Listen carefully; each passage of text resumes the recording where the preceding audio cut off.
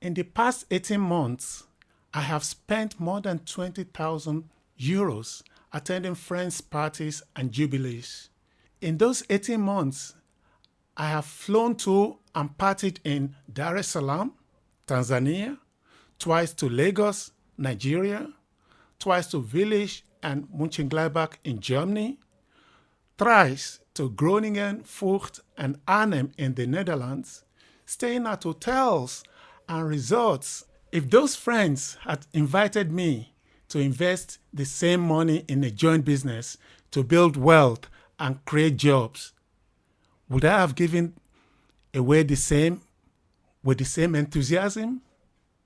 Why do I, as an African, have no problems flying across oceans, joining hands in spending money to party, but I will invent the most grandiose excuse for not joining hands across the street to build generational wealth together? I'm a king. Yes. My name is Femi Soewu. Let me ask you a simple question.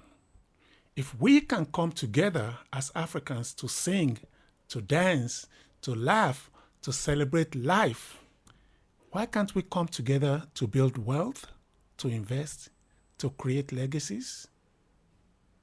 We know how to share a plate of fufu and egusi, but isn't it also time to learn how to share a common vision and goal? Don't forget to subscribe to the channel and the podcast. Share, comment, and like. Hit the notification bell so that you will be informed when new videos are uploaded. In the past 18 months, I have spent more than 20,000 euros attending friends' parties and jubilees.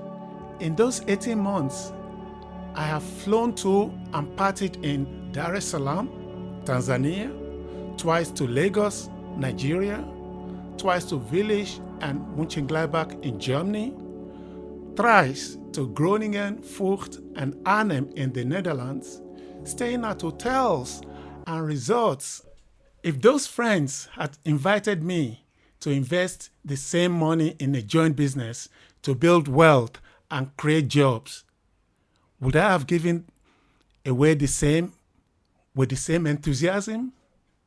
Why do I, as an African, have no problems flying across oceans, joining hands in spending money to party, but I will invent the most grandiose excuse for not joining hands across the street to build generational wealth together?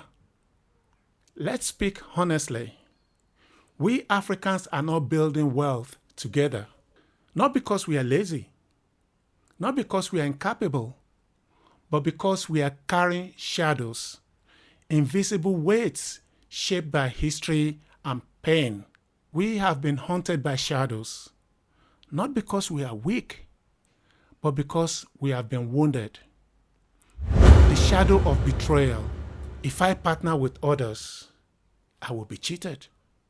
The shadow of fear. If I rise, others will pull me down. The shadow of obligation. If I succeed, I will be drained by those around me. The shadow of survival. Let me just eat today. Tomorrow will take care of itself. The shadow of mistrust. I'd rather go it alone than be disappointed. These shadows are real. They were planted in us through colonization, corruption, and broken systems. Systems that were never designed for us to succeed. But the hard reality is, if we don't confront these shadows, we will pass them on to our children, just like we have inherited these burdens from the generations before us. The time has come for us to step out of the darkness of fear into the light of hope and self-belief. Ubuntu should not just be a socio-communal philosophy. It must be our economic growth strategy. We Africans are not broken. We are simply interrupted. And it is time to press resume. Ubuntu, a beautiful word, a powerful spirit. I am because we are. If I build, we build. If I rise, we rise. We live this in our social lives. We feel it at weddings, at funerals, at the market, in the places of worship, and around the bonfire of traditional rituals. But somehow, we leave Ubuntu behind when it comes to economics.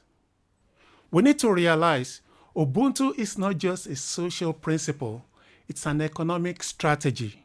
If we can pull money to bury the dead, we can pull money to fund a farm. If we can feed hundreds at a wedding, we can co-invest in real estate. If we can unite in joy, we can also unite in ownership. This is what we often say. We are waiting for the government. We need more support from our leaders. The system isn't fair. You are not wrong.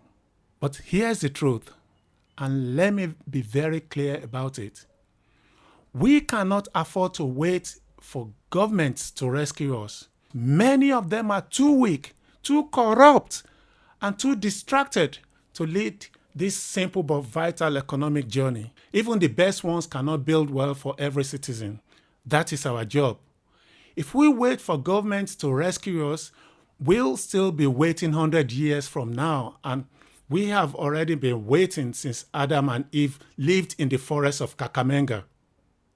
Governments can create laws, but they can't build your businesses. Government can pass budgets, but they can't teach your children how to invest. Government can promote development, but they can't grow your money. Government can create policy, but they cannot make you wealthy. History has shown us where people take responsibility, nations rise. Where people wait, like we Africans have been doing, nations decay and we remain individually and collectively poor. This generation must say, we are the leaders we have been waiting for. Let the government come later. We move, and we move now.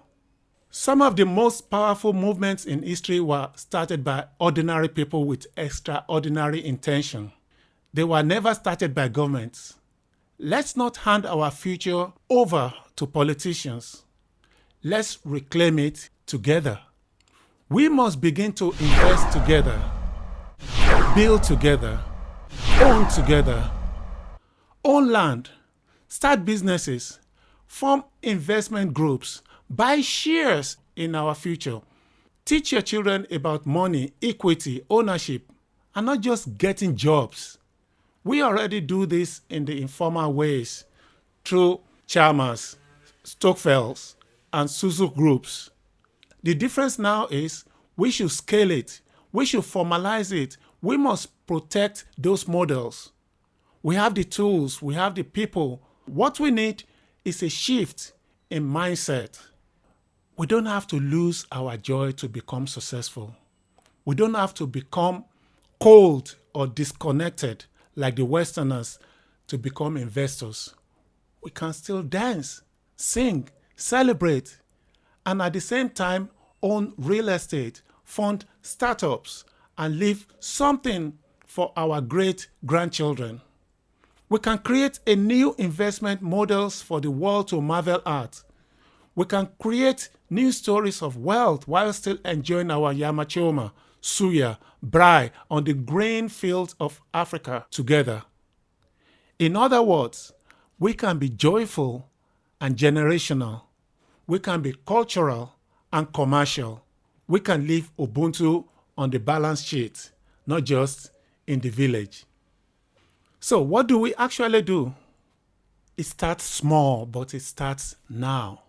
So I challenge you today. Gather 5 people you trust if you can get over your shadow of doubt. Set a monthly amount.